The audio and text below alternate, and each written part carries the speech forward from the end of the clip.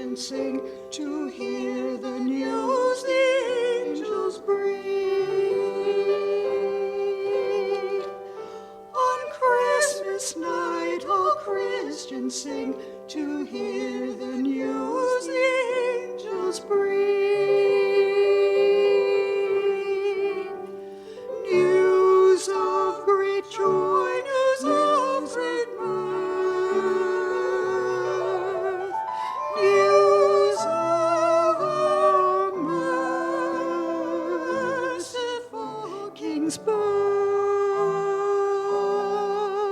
When sin departs before his grace, then life and health come in its place. When sin departs before his grace, then life and health come in its place.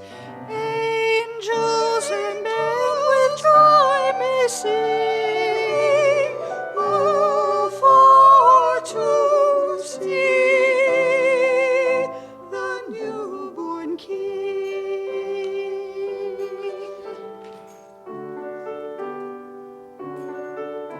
All out of darkness we have light, which made the angels sing this night. All out of darkness we have light, which made the angels sing this night. Morn of the east, come bright from the night, born of the heavens' wonder, bearer of hope and bearer of light. Hark, for the sun is returning. White be the earth and gray be the skies. Pale is the dawn on the mountain. Quietened hearts like sap soon will rise. Hark, for the sun is returning. Hallelujah, hallelujah, oh hallelujah, the sun is returning. The solstice has come, and we get one more minute of daylight every day. For now we embrace the season as it is, the bright cold, the beautiful earth, and the friendly faces all around us. Let's join. Raven's going to help me out with this one. Some of you may have heard this before, and you will recognize Raven Steals the Light, and this comes to us from the Inuit people of Alaska. That's right. Long ago, there was no sun in the sky, and everyone had to creep around on the ground and put out their hands so they didn't bump into anything. Raven was talking to his buddy Squirrel. This is so boring. I've got to do something about this. I can't even see to fly. Well, word came to Raven's ears about a rich man who lived on the side of town with his daughter. And the strange part of the story is that he was said to have in his possession 2 beautiful, shining globes. Well, I've got to get those shining toys. So Raven came up with a plan, and he snuck into the well of the rich man, and he turned himself into a speck of dirt. Raven could do that, change his shape, without any trouble. And he made a wish spell. I wish that the rich man's daughter will come to this well and take a big drink. And she came to the well, and she drew some water, and she took a big drink, and she drank down Raven as the speck of dirt as well. Well, pretty soon, she was pregnant with child. And she gave birth to a baby boy that was Raven in disguise. And as Raven was growing up, He kept asking to play with those shining toys. But his grandfather, the rich man, kept saying, "You're just going to break them, and I can't give them to you." So he kept asking, and he kept asking. Finally, the rich man gave him the 2 shining globes just to keep him quiet. And he played with those just like a kid would kick around some balls, and he would kick them, and then he'd laugh. But as he was doing this, he was making his way to the door. And meanwhile, Squirrel had been patiently waiting this whole time outside.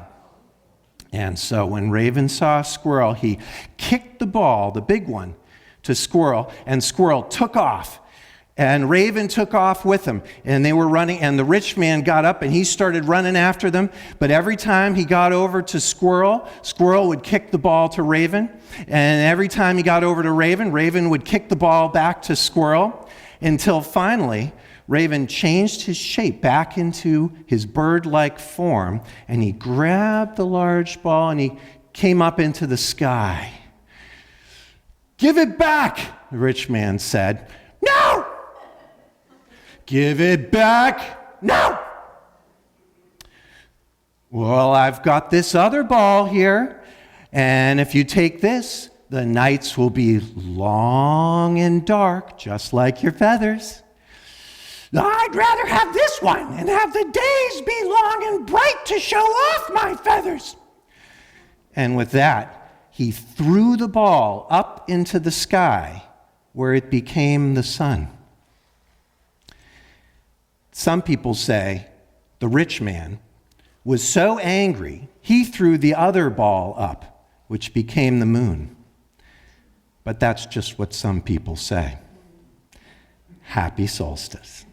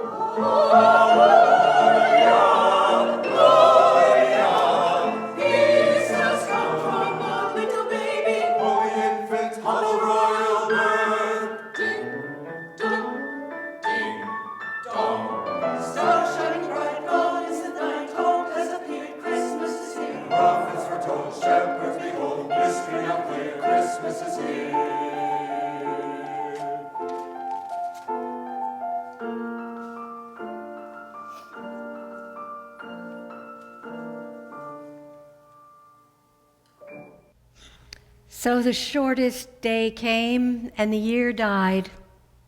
And everywhere down the centuries of this snow-white world came people singing, dancing to drive the dark away. They lighted candles in the winter trees. They hung their homes with evergreen. They burned beseeching fires all night long to keep the year alive. And when the New Year's sunshine blazed awake, they shouted, reveling. Through all the frosty ages, you can hear them echoing behind us. Listen.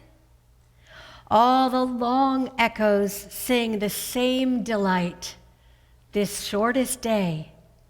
As promise wakens in the sleeping land, they carol, feast, give thanks, and dearly love their friends and hope for peace. And so do we, here, now, this year, and every year. Welcome, Yule. Here ends the reading.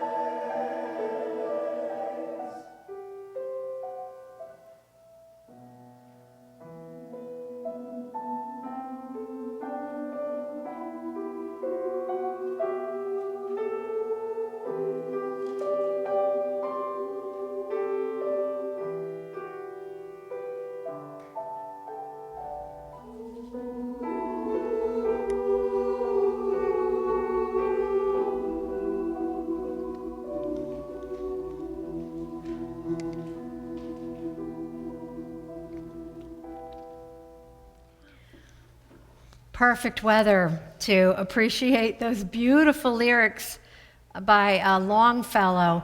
And I don't know if you noticed, but the text that the choir just sang is printed in the order of service. There's a lot of beauty in that. My bones are cold. I wear a hat to sleep in. And yeah, I have one of those like Scrooge hats. I have a nightcap with the long tassel. I do. And it's very helpful. I'm incredibly grateful for my neighbor Jim, who cheerfully shovels my sidewalk and steps, and did so on Friday when the snow came down. He says he likes to get the exercise. I'm certainly not going to deprive him of that. I want to tell you a little bit about the hale and hearty person Jim is. You may have heard this before. I don't know how old he is. We've lived next door to each other for almost 12 years. When I suggested that I thought we were about the same age, in our late 50s, he laughed at me. I think he might be closer to 70, but he's very fit and he kind of has that ageless, timeless look. He's always chewing gum. He always has a big wad of gum in his face. He's, I believe, an engineer.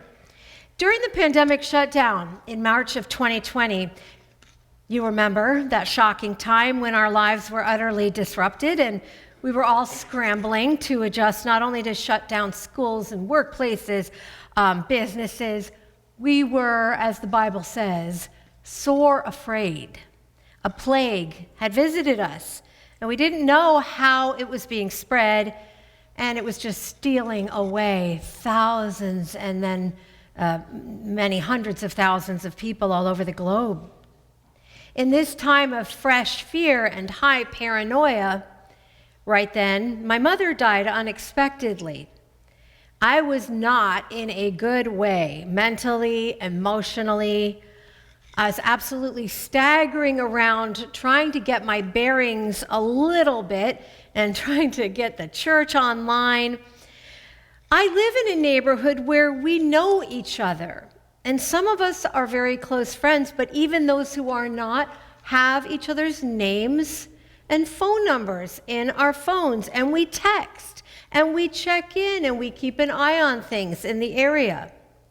So during that week, Jim texted me. I don't know how he found out, but he texted me, "Victoria, I'm so sorry to hear about your mom's death."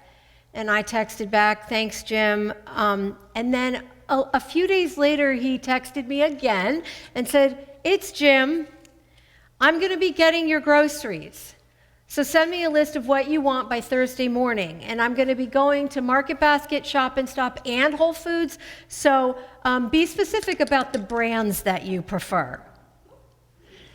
And you know, the phrase, "the people living in darkness have seen a great light," comes to mind.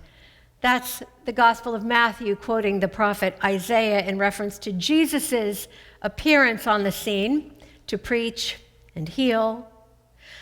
I don't know what, if any, religious persuasion Jim is, but I do know that he knows how that's done.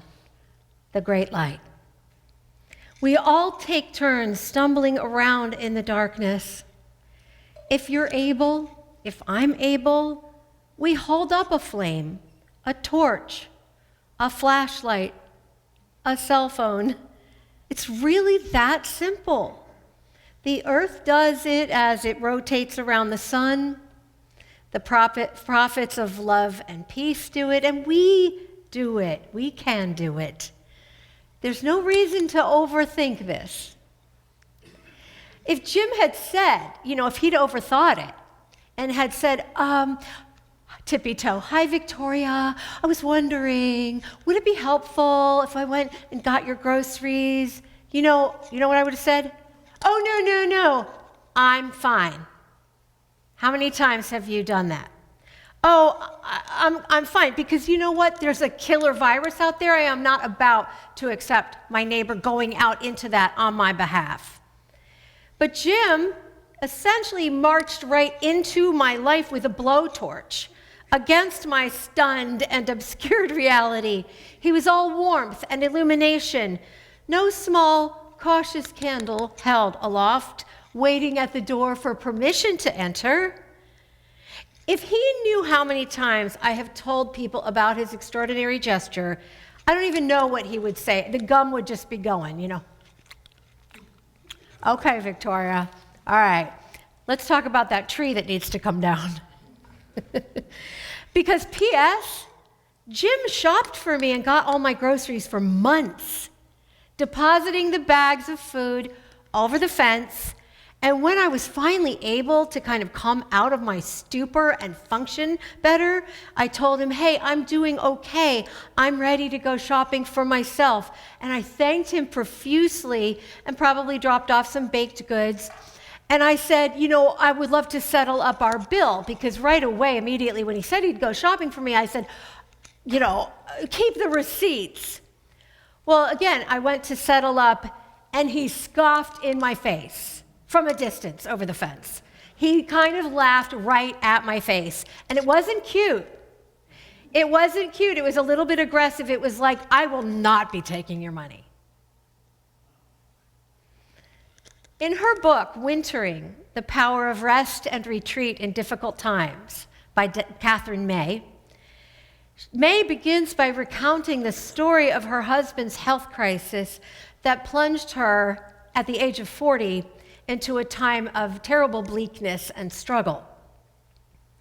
Writing in hindsight and wisely, and also remembering an extremely severe depression that she had experienced at the age of 17, Catherine May observes that everyone has a season of cold and darkness, not just planetarily, but personally. And these are some quotes from this book, which I really recommend to you. "There are gaps in the mesh of the everyday world, and sometimes they open up, and you fall through them into somewhere else. That somewhere else runs at a different pace to the here and now, where everyone else carries on." She calls this experience wintering, and continues, "Everybody winters at one time or another. Some winter over and over again. It's inevitable.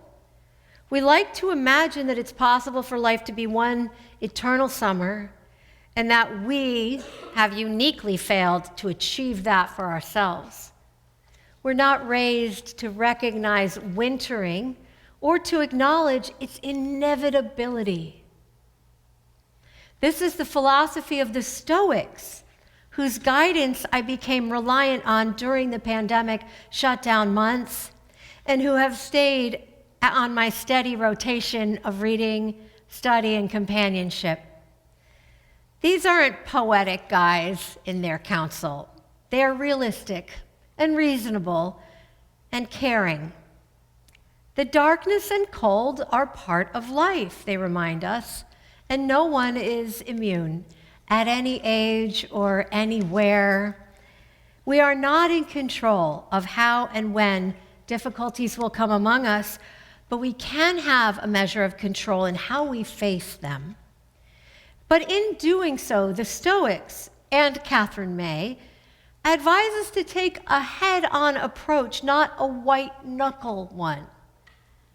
I think that the currently common expression, "it is what it is," expresses their attitude. You've heard that, right? People say that, "oh, it is what it is." It is what it is leaves a lot of room for all the things that can carry us through the long nights. It acknowledges facts. Yeah, this is happening. This crisis is occurring. These relationships are hard, or whatever it is. It implies acceptance of a kind of that reality, kind of allowing it, not fighting it. A bit of humor and perhaps humility. It is what it is. And also, it allows a wide berth of engagement with what is. We can find the what is to have elements of beauty. We can remember that as hard as the what is, we are learning and growing through it. We can decide to witness to what is with respect and even reverence, knowing that each of us is a unique chronicler of our own place and time, and that our perspective matters to our own sense of meaning. And also, it matters to those who are keeping us company during that dark night and making sense of it with us. We can decide that although it is what it is, we might still, within that, have some ability, capacity, and opportunity to hold up a candle, a flashlight, or a blazing hearth fire to make that darkness more bearable and even companionable. And so the earth turns and tilts. And as of yesterday, we got one more minute of light. And then we'll have 1 minute more. Celebrate that if you like. Each evening before sundown, you might just pause and hold a moment. Cuddle up and stay warm. Savor that 1 minute. Notice it. Appreciate it. Go look at the sky and all of the colors.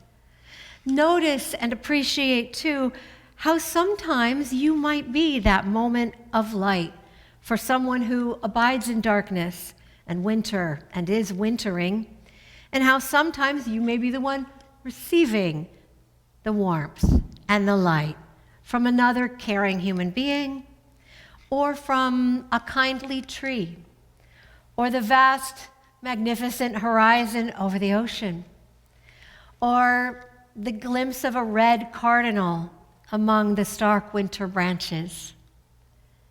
Together, we and all of creation sing the song of darkness and of light. Happy solstice and good Yule.